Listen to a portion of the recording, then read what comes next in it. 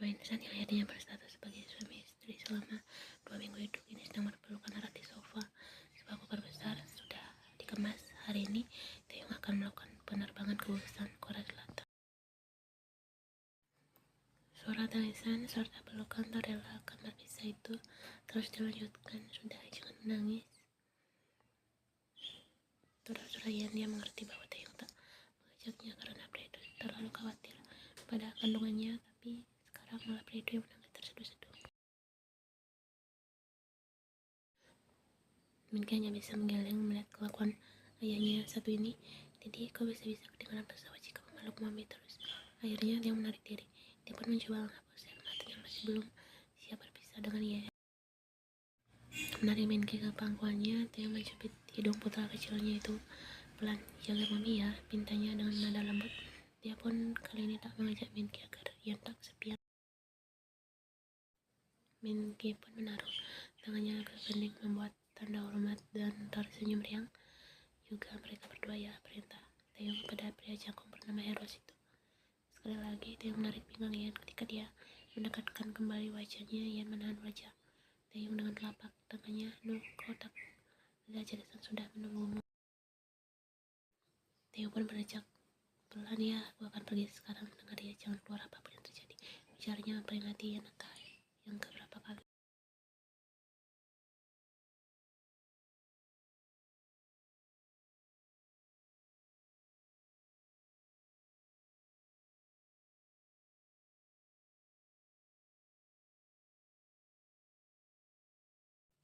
Akhirnya mami, kita bebas dari Daddy yang menyebalkan, ucap polos dari Minky mendapat respon kekehan dari Ian. Perempuan itu memang menyadari bahwa Minky lebih sering bertengkar dengan Taeyong belakangan ini.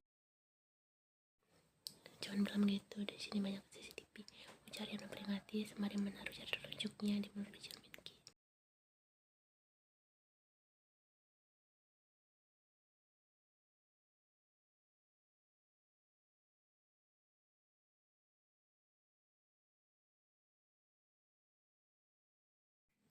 Taeyong pun melarang Ian memberitahukan kehamilannya pada Minky agar bocah itu tak terganggu dan merasa terbagi kasih sayang. Ya, setidaknya Ian akan memberitahu Minky setelah perutnya mulai kelihatan membesar.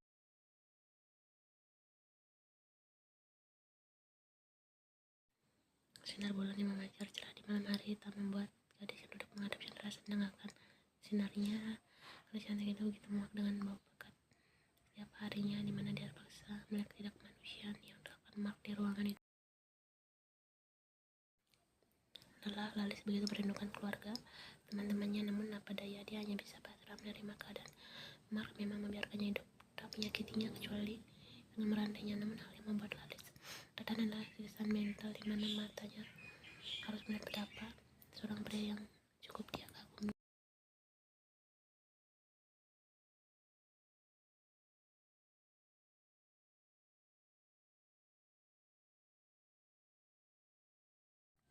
Lalis, panggilan lembut itu pun membuat Lalis bergidik seakan yang memanggilnya adalah iblis.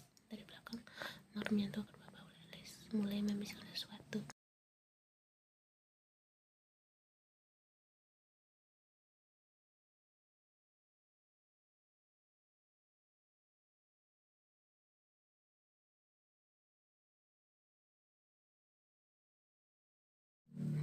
Walaupun dia memakai ponsel baru, dari sana dia bisa mengenal dengan baik nomor dan profil dari panggilan video. Tiba-tiba itu berasal dari Lalis. Segera dia mengangkat panggilannya.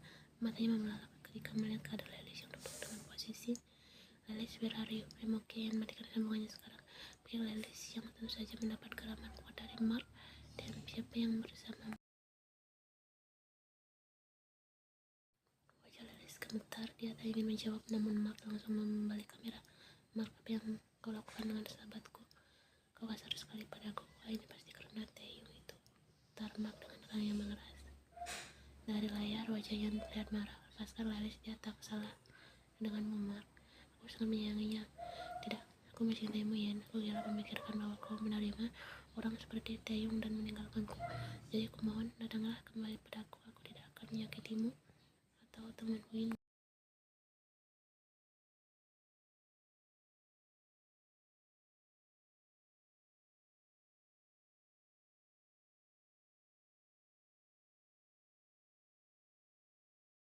Di dalam kamarnya, Ian gemetar bukan main. Dia tak tahu apa yang dialami Lilis di sana. Dia menggilanya. Dan setidaknya harus menyelamatkan Lilis lebih dulu. Di mana kau, Mark? Suara bibir Mark kembali terangkat. Pilihan tepat, dia. Aku tahu mafia itu tidak ada bersamamu. Jadi kemarilah seorang diri saja jika ingin sahabat kesayanganmu selamat. Alamatnya akan kukirim melalui pesan. Tepat setelah ucapan Mark, dia mematikan teleponnya. Otaknya berpikir keras bagaimana cara keluar dari mansion seorang diri tanpa pengawas.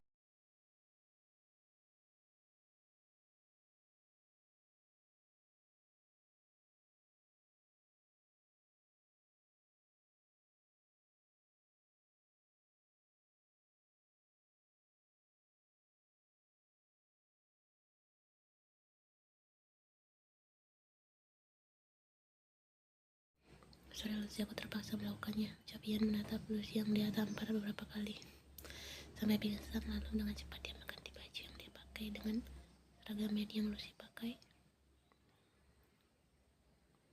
Ian keluar dengan menunduk. Beruntung tidak ada yang mengenalinya sampai dia berjalan ke arah pintu keluar dan mendapatkan sambutan sebisa mungkin agar wajahnya tak terlihat agar penjaga gerbang. Tunggu, kau mau kemana?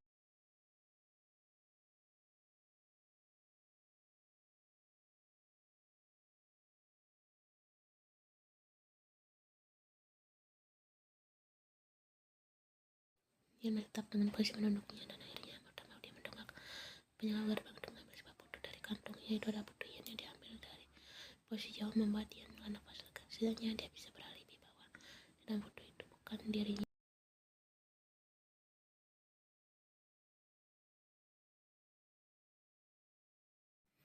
Kamu kan mantan baru yang ada di foto ini kan? Tanya penjaga itu yang masih ragu. Tentu saja bukan, aku baru saja bertemu dengannya dan tidur. Baiklah, akan kau bukakan gerbangnya untukmu. Pintu gerbang terbuka, yang keluar dengan sedikit berlari.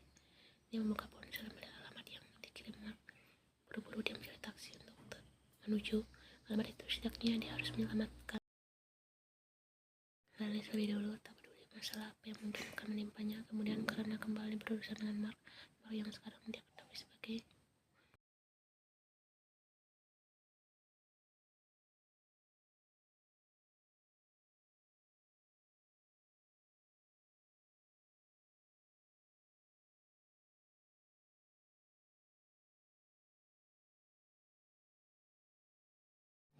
tidak ini rumah temanku. Terima kasih Pak, hati-hati di jalan. Maaf membuatmu mengantarku di kawasan ini, bicara Ian yang langsung dianggupi oleh supir taksi. Setelah taksi itu cukup menjauh, Ian dari satu-satunya rumah di antara banyaknya ruko di kawasan ini. Dia yakin itu adalah tempat di mana Mark menyekap Lilis.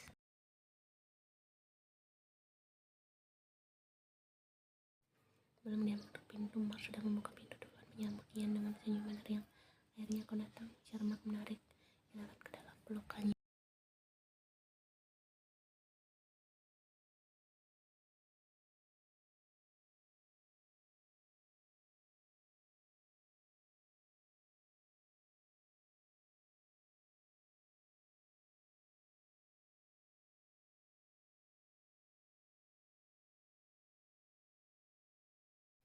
Mereka sudah berada di dalam rumah yang cukup sederhana, namun interior dalamnya begitu mewah. Bagaimanapun, Mark adalah seorang seniman yang tentu sangat memperhatikan tempat tinggalnya. Di mana Lilis? Dia aman. Berhentilah menatapku seperti itu, ucap Mark dengan nada tak suka. Dia benci tatapan kebencian yang dilemparkan Ian kepada dia sekarang. Kenapa kau lakukan ini? Karena aku mencintaimu, jawab Mark dengan tatapan sendu.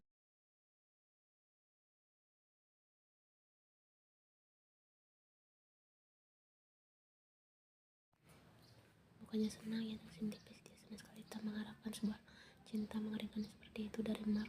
Aku sudah menikah dengan Taeyu, Mark. Bahkan kami akan memiliki anak sebentar lagi. Belas Ian, dia masih mencoba bicara baik-baik. Namun setelah mendengar itu, Mark sedikit mencangkram lehernya.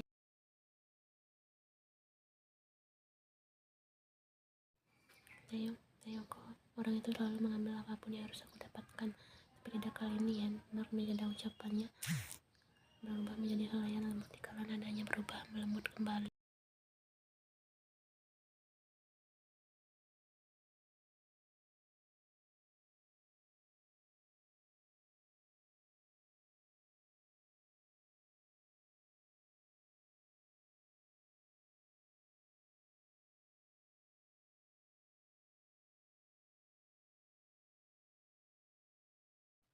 namun Mark malah menyaringi, kau butuh teman di sini, dan disitu terus menemanimu saat aku tidak ada, ujarnya sembari memainkan helaian rambut Ian. Mata Mark berpindah ke arah perut Ian, betapa dia kesal begitu mengingat bahwa di dalam perut itu terdapat darah daging Taehyung.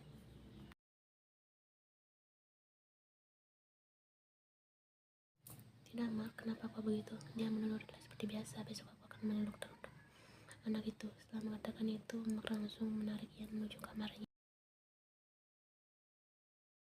Ian bisa melihat Mark kembali keluar entah kemana. Dia hanya memegangi perutnya, merasa takut jika besok kehidupan yang dalamnya akan benar-benar lenyap.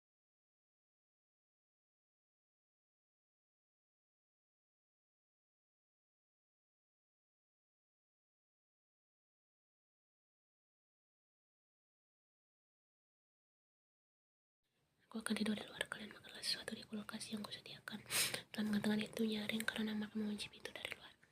Harusnya aku tidak datang ke sini, ucap Lalis gemetar.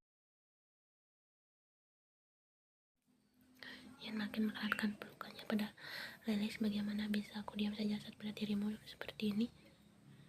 Aino, jangan dibahas, aku janji akan mengeluarkanmu dari sini, ujar Ian mencoba menenangkan gadis yang lebih tinggi darinya itu. Mereka duduk di ranjang berukuran kuinsa situ. Ian bisa melihat bahwa Lalis begitu ramah dari raut wajahnya. Sudah berapa lama kau di sini? Entah Ian, saat aku di rumah, waktu akan berjalan sangat lambat.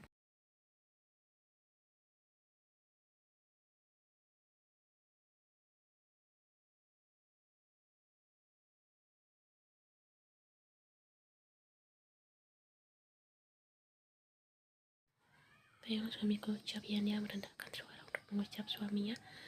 Kau sudah menikah? Ian menganggap sebagai jawaban. Lalis pun tak ingin bertanya lebih lanjut. Cukup lama telepon berdering sampai akhirnya dia tersambung dengan Taehyung.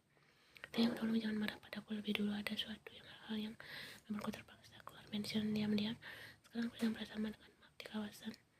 Dia ingin kandunganku besok. Bisakah aku mengirim orang untuk menyelamatkan aku dan temanku di sini?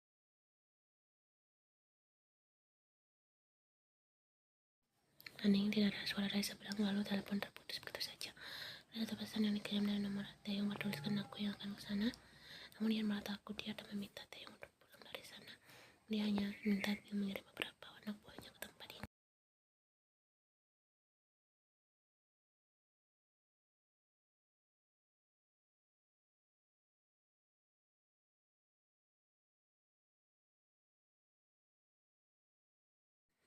Pesan itu dikirimnya namun sama sekali tak mendapat respon bahkan dibaca.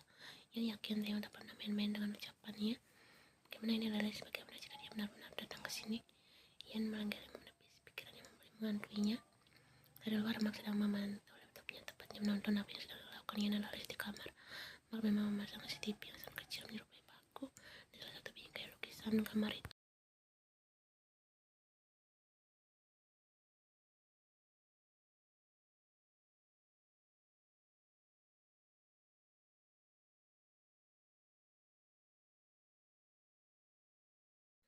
Nampak seorang pria mengemudi sebuah jet pribadi seorang diri. Setelah mendapatkan kabar yang kurang mengenakan hatinya, dia sama sekali tak bisa menunggu pesawat sampai nekat membawa, padahal belum 48 jam. Namun saat khawatirnya sangat besar membuat ia memperdulikan apapun, maka sudah lewat batas kali ini.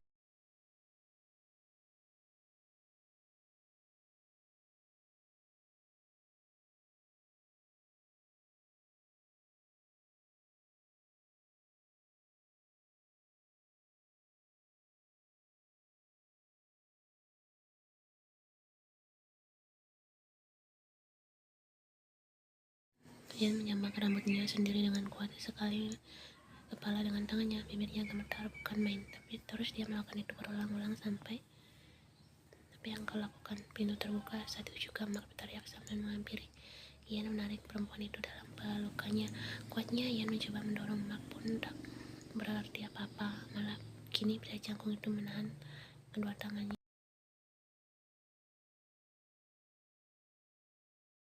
Ian bisa merasakan ada tetesan air yang jatuh mengenai wajahnya. Dia menolak keduaan Mark menangis. Jangan menyakiti dirimu sendiri. Aku tidak suka melihatmu terluka.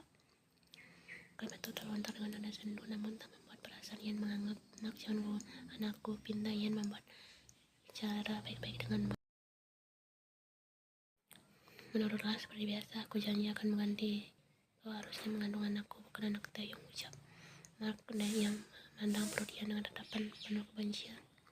Ia langsung menutupi perutnya dengan kedua tangan. Mark pun menecip pelan lalu berdiri kembali. Sebelum menutup pintu, Mark kembali berujar.